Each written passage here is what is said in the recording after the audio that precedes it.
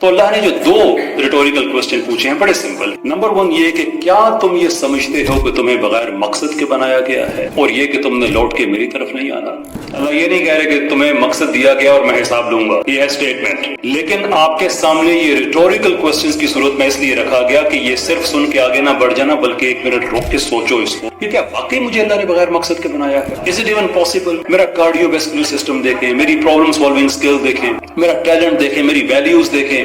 اللہ عز و جل کا ایک طریقہ کار کہ اللہ کہتے ہیں کہ میں کسی نفس پر اس کی استطاعت سے بڑھ کر میں بوجھ نہیں ڈالتا، کیونکہ جو اس پہ مشکل کو ایڈریس کرنے کی کیپیسٹی ہے میں اس کے بیونڈ اس کے اوپر میں بوجھ نہیں ڈالتا. اب اس دنیا میں ہم آئے ہیں مشکل کے لیے یا آسانی کے لیے؟ اعوذ باللہ من الشیطان الرجیم. لقد خلقنا الانسان فی کبد. اللہ نے تو کلیئر کیا ہے، انتہائی کلیئر بات ہے کہ یہاں بھی عیاشی کے لیے کوئی نہیں آیا. بے شک انسان کو مشکل کے لیے یا مشکل میں پیدا کیا گیا.